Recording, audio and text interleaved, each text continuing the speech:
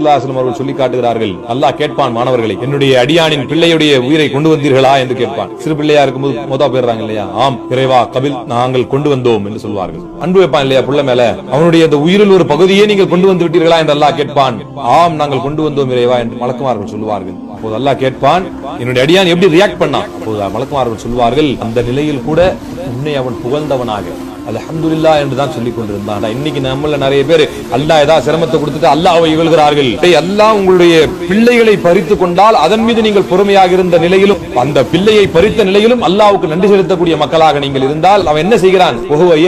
அவன் உன்னை புகழ்ந்து கொண்டிருக்கிறான் என்று சொன்னால் அல்லாஹ் உடனே வானவர்களுக்கு கட்டளையிடுவான், உப்னு பைத்தன் லஹு ஃபில் ஜன்னah, அவனுக்கு சொர்க்கத்திலே ஒரு மாளிகையை கட்டுங்கள், சம்மூஹா பைத்தல் ஹம்த் என்று அல்லாஹ் சொல்லுவான். அப்படி பொறுமையாளனாக அவன் இருக்கிறானா?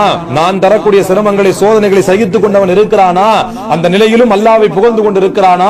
அவனுக்கு சொர்க்கத்திலே ஒரு